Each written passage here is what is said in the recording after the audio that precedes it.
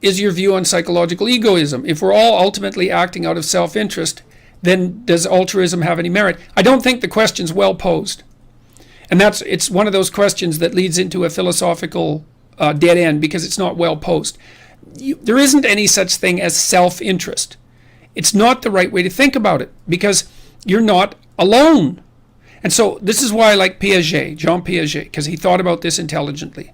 Look, first of all, whose self-interest do you mean? Do you mean your immediate self-interest in the next second? So that would be impulsive pleasure. We're all acting for the gaining of impulsive pleasure and to hell with everything else. Well, obviously that's a stupid way to behave and everyone knows that, because you can do impulsive, short-term gratifying things like snort cocaine now, and you can keep doing that, and it'll pay off real well in the extremely short term, and it'll just auger you into the ground in the medium to long term.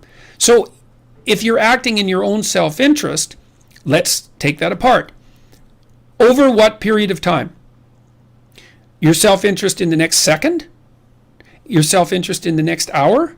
Like if you're impulsive and you want to gratify an impulse, you're obviously acting in your self-interest in the next second, or the next 2 seconds, or the next minute. But you'll pay for that.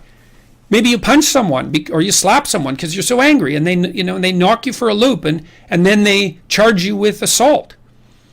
So, well, it was great in your self-interest in the second, but like future, remember that Simpsons episode? Homer drank a quart of mayonnaise and vodka, and Marge and all his kids were telling him not to, and he said, well, that's a problem for future Homer. I sure don't envy that guy. It's like, which is one of the best Simpsons lines ever, I think. And well, that's it exactly. It's like, well, there isn't just you. There's now you, and there's tonight you, and there's tomorrow morning you. That's the one that'll have the hangover, by the way. And there's next week you, and next month you, and next year you, and old you. And so if you're going to act in your self-interest, you have to take that collective of yous across time into account when you make your decision. And now here's the cool thing about that. So then let's say, well, that would be acting in your self-interest writ large, right, across time spans. But the thing is, future you and someone else that you have to live with right now that's not you are pretty much the same people. And so if you're going to act in your self-interest and you have other people around you, then you also want to act in their self-interest, because otherwise they won't like you, they won't cooperate with you, and they won't compete with you in a reasonable manner. And so that's going to be a catastrophe. And so you want to act out what's good for you now and what's good for you next month and next year. And you want to do that in a way that's good for you and your family and your community right now, next week, and next year. And you're going to take all those things into account at the same time. That's an equilibrated game from a Piagetian perspective. And it was his idea that constituted the basis for proper moral judgment. And it's a brilliant idea. It's a brilliant idea. And so that's your true self-interest. There's no difference between your interest and the interest of others, not in any fundamental sense. Even your enemies, which is why you're enjoined to treat your enemy as if he was yourself, because he is. And you think, well, you should wish your enemies well. Well, why? Well, it isn't that you hope they get a bigger house than you. It's that, let's say you're being pursued and tormented by someone who's truly reprehensible. That person they have a miserable life, man, in all likelihood. Let's say they're truly malevolent.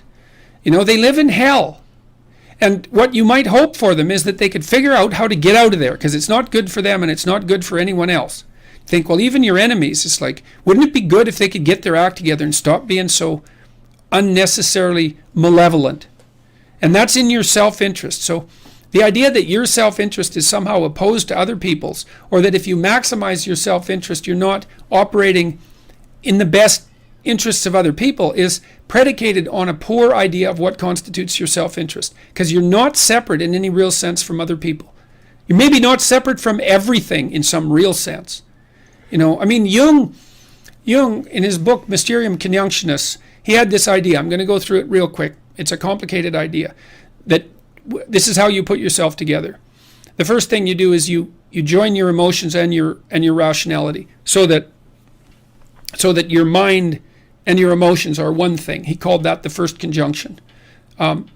So that your motivations and your emotions and the way that you think about the world are all acting in the same direction. Okay, so that's the first conjunction, and you get your act together that way. So that would mean incorporation of aggression and sexuality from a Freudian perspective. Those parts of you that are difficult to integrate come to be integrated into one thing.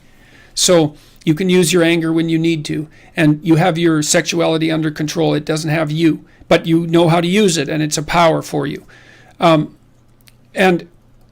And you're properly assertive in all of those things. And so you build yourself into one psychological unit, and then you embody that. So that's the second conjunction. The second conjunction is take your mind, emotion, motivation, unity, and act it out. Act it out in the world, so that there's no distinction between you and what you do, between you and the way you think about the world and your philosophy and how you act. That makes you a second kind of unity.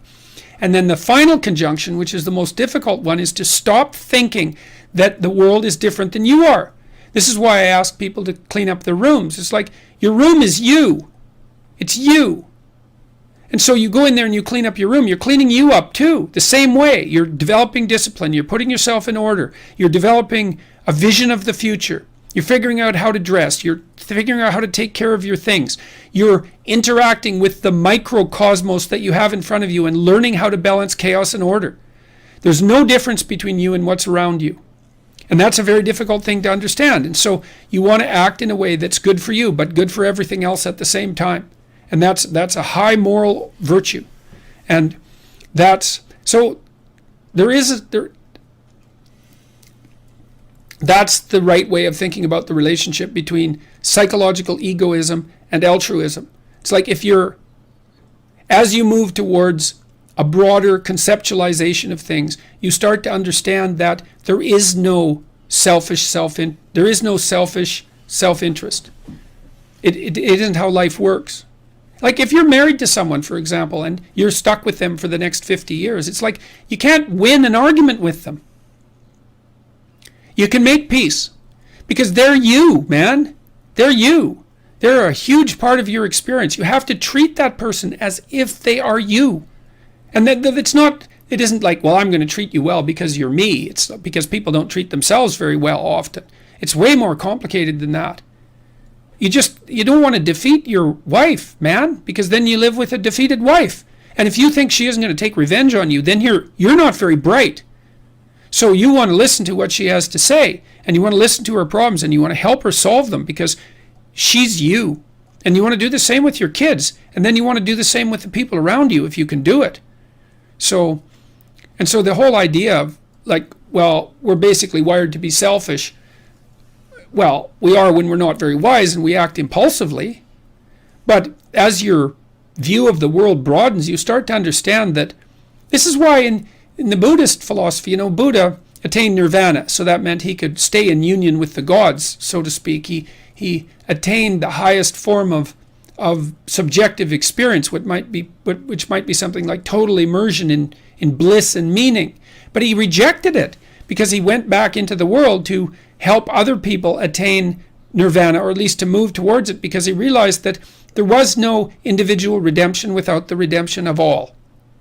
And if you don't understand that, then you're just not very wise. And so you're trying to be a force for good in the world. And that doesn't mean just good for you. It's just blind, because there isn't any isolated you.